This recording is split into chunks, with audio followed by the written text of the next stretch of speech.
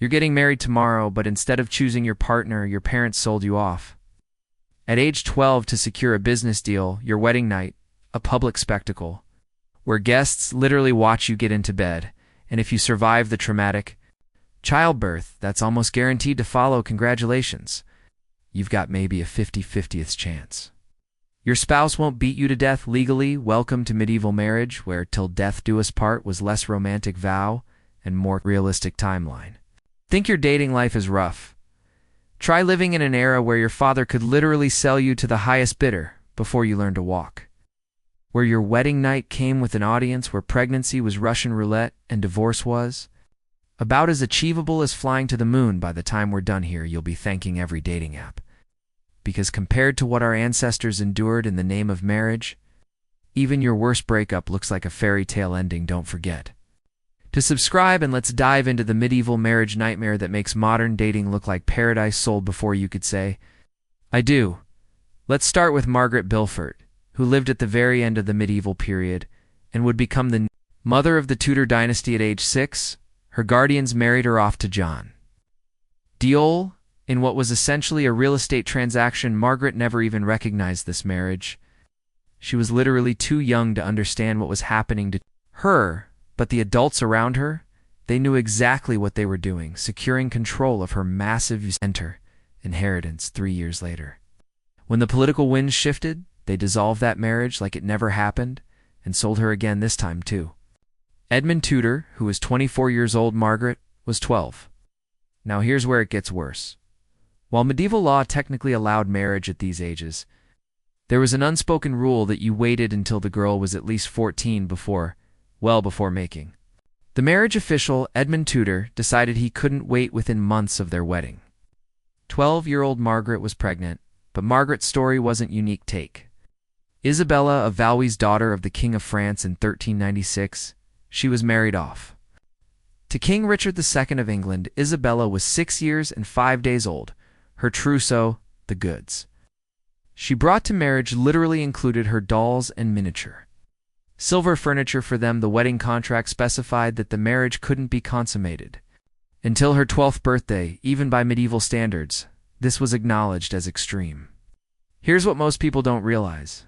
These weren't love matches gone wrong. They were calculated business deals. Medieval parents weren't monsters. They were operating in a system where children, especially daughters, were economic assets. A daughter with land and titles was basically a winning lottery ticket that needed to be cashed in before something went wrong, and things went wrong constantly. Wars, plagues, political upheavals. They could wipe out a family's fortune overnight, so parents played the marriage market like day traders, marrying off children as young as possible to lock in alliances and secure wealth transfers. The truly disturbing part: this was completely legal and socially acceptable among the upper classes. The church had rules about consummation ages, but they rarely enforced them when political marriages were involved in money. Talked louder than morality, but here's the historical reality check. While these extreme cases make for shocking stories, most medieval people actually married much later. Peasants and middle-class families typically wed in their late teens or early 20s.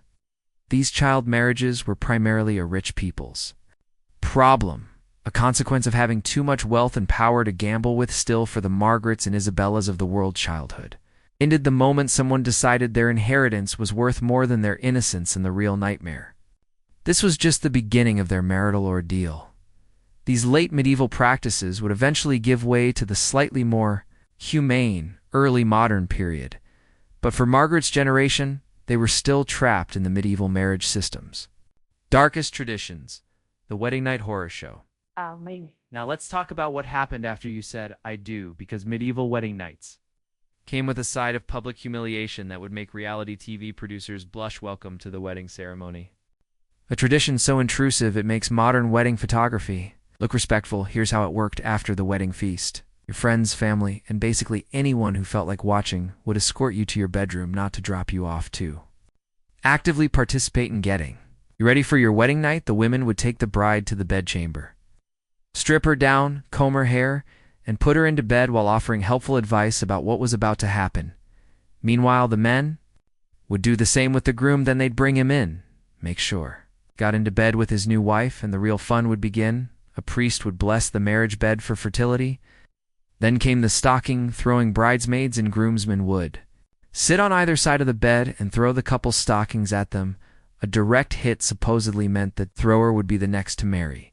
Think of it. It's medieval target practice with your underwear, but here's where it gets really uncomfortable. In many cases, especially among royalty and high nobility, witnesses would actually stick around to ensure the marriage was consummated. They wouldn't watch the act itself.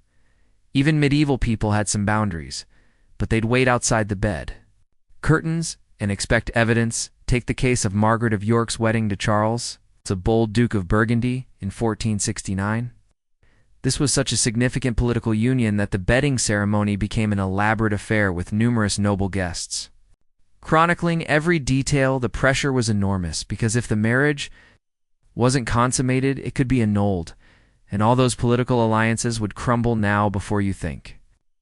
This was just a rich people's weirdness.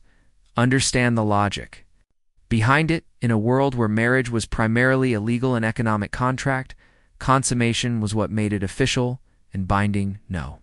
Consummation meant no valid marriage, which meant no inheritance rights, no political alliances, and no legitimate children. But here's the historical reality check. While bedding ceremonies were real, they weren't as universally practiced as popular culture suggests. This was primarily an upper-class tradition, and even then the most extreme versions were reserved. For the highest stakes political marriages, most common folk had much simpler, more private affairs. The ceremony also varied dramatically by region and time period. In some places, it was more symbolic. Guests would escort the couple to the bedroom and leave them with blessings. In others, particularly in Scandinavian countries, public bedding was actually required by law to validate the marriage.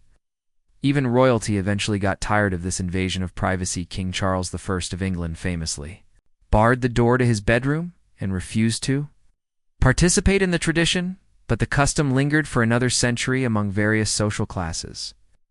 The most disturbing part for child brides like Isabella of Valois, the bedding ceremony served as a constant reminder that their childhood was officially over.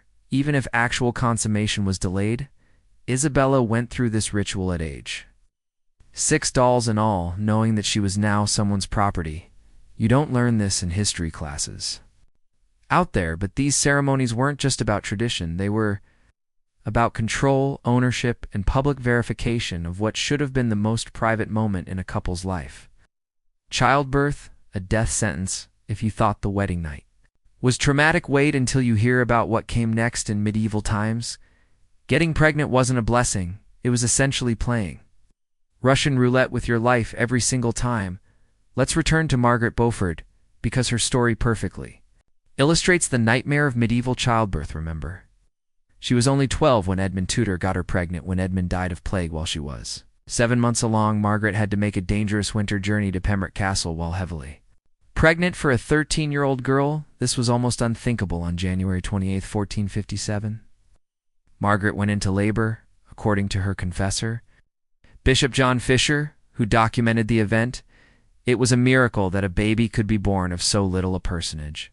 That's medieval speak for her body was so underdeveloped that everyone expected both mother and child to die the birth. It was so traumatic that despite Margaret marrying 2 more times after Edmund's death, she never had another child. The damage to her 13-year-old body was permanent. One horrific childbirth had left the future mother of the Tudor dynasty sterile for life. But Margaret's experience wasn't unusual. It was just better documented because of her status. Medieval statistics are terrifying. Roughly 1 in 3 women died during childbirth or from complications shortly after. Think about that. Every time a medieval woman got pregnant, she had worse odds of survival than a modern-day base jumper. The medical care available made things even worse. Medieval birthing practices included bloodletting during labor, because obviously what a woman losing blood during childbirth needs is to lose more blood. They used birthing chairs that were essentially medieval torture devices, designed to speed up delivery, often causing more harm than help. Wealthy women weren't necessarily better off. Take Isabella of Aragon, who died giving birth at 18 after days of agonizing labor. Even with the best medical care available at the time, which included prayers and herbal remedies, she suffered through multiple days before finally succumbing. Here's what really drove the horror home. Noblewomen were expected to get pregnant immediately and continuously until menopause or death, whichever came first. Eleanor of Aquitaine, considered one of the most powerful women of her era, survived 10 pregnancies each. 1. A potential death sentence most noble women faced. 8 to 15 pregnancies in their lifetime. It was baby after baby after baby until their bodies simply couldn't take any more. The pressure was enormous because producing heirs was literally there. Job, a medieval wife who couldn't produce children, especially male heirs, was considered a failure. Never mind that we now know male fertility issues. Because about half of all conception problems, medieval medicine blamed the woman for everything. And if you somehow survived multiple childbirths, congratulations. You were probably so physically damaged that the rest of your life would be spent dealing with the consequences. Prolapsed organs, torn muscles, chronic pain, these were just accepted as the price of being a wife. The truly heartbreaking part is that many of these women were still teenagers when they started this cycle. Margaret Beaufort was 13, Isabella of Aragon was a mature 18. Their bodies hadn't even finished developing yet. They were expected to immediately start the process that would likely kill them. Medieval marriage wasn't just about finding a partner, it was about finding someone willing to risk death repeatedly to continue your family line, and for women saying "I do" was essentially agreeing to a lifetime of medical Russian roulette, where the house always had the advantage when your spouse tries to kill you, so you've survived. Your child marriage endured a public betting ceremony and somehow made it through. Childbirth alive, congratulations, now comes the really fun part. Living with a spouse who has the legal right to beat, imprison, or even kill you, all perfectly within the law. Medieval marriage. Laws weren't just unfair to women, they were downright terrifying. Under the legal doctrine of reasonable chastisement, husbands could physically discipline their wives for any behavior they deemed inappropriate, and reasonable was defined very loosely. There are documented cases of husbands being legally cleared for beating their wives with sticks as long as the stick was no thicker than their thumb. But let's talk about the ultimate example of legal spousal murder. Henry VIII. Now, Henry lived at the very end of the medieval period and into the Renaissance, but he used medieval marriage laws to their most extreme conclusion when his wives couldn't give him what he wanted. Male heirs, he didn't just divorce them, he had them executed. Take in Boleyn, when she failed to produce a male heir. And de Henry grew tired of her. He had her tried for adultery, incest, and treason, the evidence practically non-existent, but it didn't matter under medieval law. A wife's adultery was considered treason against the crown because it threatened the royal succession. The penalty for treason was death. Anne Boleyn was beheaded on May 19, 1536, after a trial that was essentially a legal lynching. Her supposed crimes included adultery with multiple men, including her own brother, charges so ridiculous that even Henry's own counsel had trouble making them stick, but they didn't need real evidence. They just needed enough legal justification to eliminate an inconvenient wife, Catherine. Howard got the same treatment when Henry discovered her past, relationships, and possible adultery. He didn't hesitate to send her to the block as well. She was probably around 19 when she was executed. Barely older than a teenager, but here's the really terrifying part. This wasn't just Henry being exceptionally cruel, this was medieval marriage law working exactly as designed. Eleanor Cabam, Duchess of Gloucester, was tortured and imprisoned for years by her husband's political enemies with her husband's full cooperation, her crime being politically inconvenient. Divorce was essentially impossible. The Catholic Church controlled marriage, and they only granted annulments under very specific circumstances. You had to prove the marriage was never valid in the first place, which usually meant proving it was never consummated. This required humiliating public examinations where women had to undergo physical inspections to prove they were still virgins, even if you could prove non-consummation. The process could take years and cost a fortune. Most people simply couldn't afford it, so women were trapped in marriages with men who could legally beat them, rape them, and control every aspect of their lives. The law was crystal clear. A married woman had no legal identity separate from her husband. She couldn't own property, sign contracts, or even testify in court without his permission. If he decided to lock her away in a tower for the rest of her life, That was his legal right as her husband. And if your husband decided he wanted you dead, well, there were always creative legal interpretations available. Accusations of witchcraft, adultery, or treason could be fabricated. Easily enough, medieval courts weren't exactly concerned with due process when it came to inconvenient wives. The most chilling part is that many of these women knew exactly what they were walking into. They understood that marriage meant giving up all legal rights and placing their lives entirely in their husband's hands, but they had no choice. Unmarried women had even fewer options for survival. So when Henry VIII had 2 wives beheaded, he wasn't breaking medieval law. He was using it. The system was designed to give husbands absolute power over their wives, including the power of life and death. And if you couldn't give your husband what he wanted, you'd better hope he was more merciful than the law required him to be. The economics of medieval misery. Let's be brutally honest about what medieval marriage really was: a business transaction where the merchandise happened to be human. If you think modern relationships have too much financial pressure, wait until you hear about medieval dowries that could bankrupt entire families. The dowry system was essentially legalized extortion. A bride's family had to pay the groom's family for the privilege of taking her off their hands. And we're not talking about modest gifts here. Some dowries were equivalent to $500,000 in today's money, sometimes more. Take Isabella d'Este, one of the most influential women of the late medieval period. Her family spent 3 years negotiating her marriage like a corporate merger. The dowry negotiations alone involved multiple rounds of bidding with different families, offering increasingly outrageous sums to secure the alliance. Her dowry included cash, jewelry, land, and political promises that would take decades to fulfill. But here's where it gets really twisted. The bride's family wasn't just paying to get rid of their daughter, they were essentially purchasing a son-in-law's protection and status for their family line. If you couldn't afford a decent dowry, your daughter would either remain unmarried, which meant poverty and social death, or marry so far beneath her station that she'd drag the entire family down with her. The groom's family, meanwhile, was making a calculated investment. They weren't just getting a wife, they were getting her dowry, her family's political connections, and any future inheritance she might receive. Marriage was literally a business deal where the bride was both the product being sold and the payment being made. And if you think this sounds bad for the bride's family, wait until you hear what happened to the bride herself. Once she was married, everything she owned, including the dowry, her family had bankrupted themselves to provide, legally belonged to her husband. She went from being her father's property to being her husband's property. And she brought her own purchase price with her. But the financial nightmare didn't end with the dowry. Medieval inheritance laws were designed to keep wealth concentrated in male hands. When a woman's husband died, she often lost everything. Widows frequently found themselves destitute because their husband's property went to his male relatives, not to her.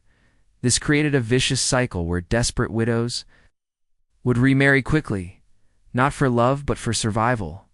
Some women married 4 or 5 times, each time hoping the next husband wouldn't die and leave them. Others were forced to enter convents, not out of religious calling, but because it was the only way to avoid starvation. The most successful medieval women were those who learned to game this rigged system. Margaret Beaufort, despite her traumatic start, eventually became one of the richest women in England by carefully managing her inheritances and choosing her subsequent husbands strategically. But she was the exception, not the rule. For most medieval families, arranging a daughter's marriage meant choosing between financial ruin and social disgrace. Some families literally went into debt for generations to afford a single daughter's dowry. Others had to settle for marriages that offered no social advancement and provided their daughters with no security.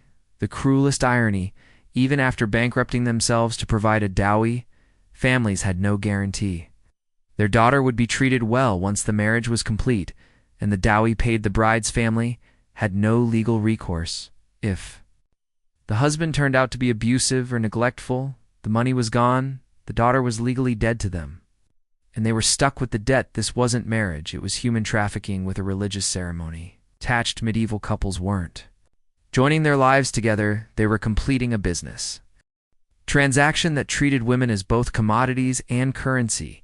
and the price of admission to this system was so high that it destroyed families for generations.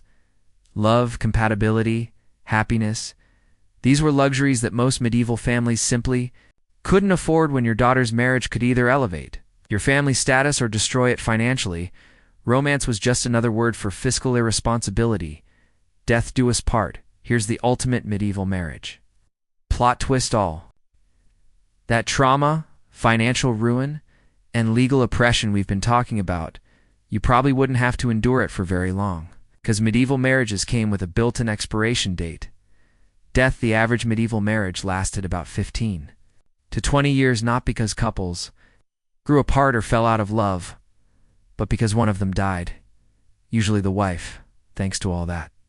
Russian roulette childbirth we discussed earlier, but husbands weren't exactly living to ripe old ages either. What? With all the wars, plagues, and complete lack of medical knowledge about basic hygiene, take the Black Death, which swept through Europe in the 14th century and killed roughly 1/3 of the population. Imagine planning your daughter's elaborate dowry and political marriage alliance only to have plague wipe out half the wedding party before the ceremony. Suddenly, all those careful financial calculations meant nothing, because your prospective son-in-law was dead in a ditch. But here's where medieval practicality gets really dark. People adapted to this constant death by treating marriage like a revolving door. Remarriage wasn't just common, it was essential for survival. Widows and widowers would remarry within months, sometimes weeks, of their spouse's death, not because they were heartless, but because being unmarried in medieval